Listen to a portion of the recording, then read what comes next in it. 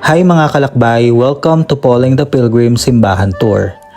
Narito tayo ngayon sa isa sa mga pinakasikat at pinakamakasaysayang simbahan sa Pilipinas, ang simbahan ng Baraswain sa Malolos, Bulacan.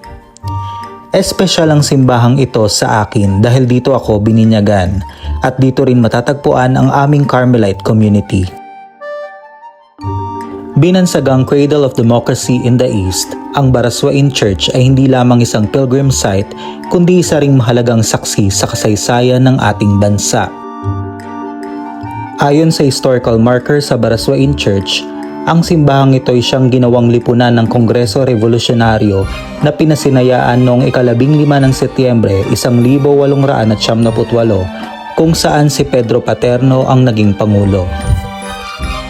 Sa simbahan ng Baraswain, binalangkas ng Kongreso ng Malolos ang Saligang Batas ng Malolos at noong 23 ng Enero 1899, dito rin pinasinayaan ang unang Republika ng Pilipinas sa pamumuno ni Emilio Aguinaldo, ang unang Pangulo ng Pilipinas.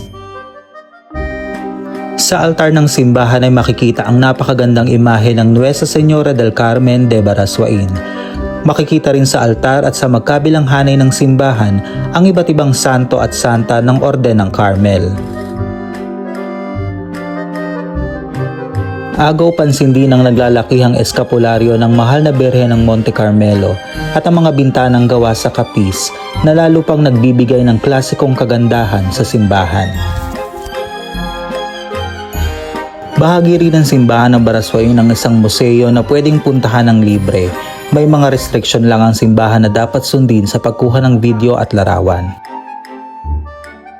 Mga kalakbay, kung mapapadpad kayo sa Malolos, huwag kalilimutang dalawin ang makasaysayang simbahan ng Baraswain.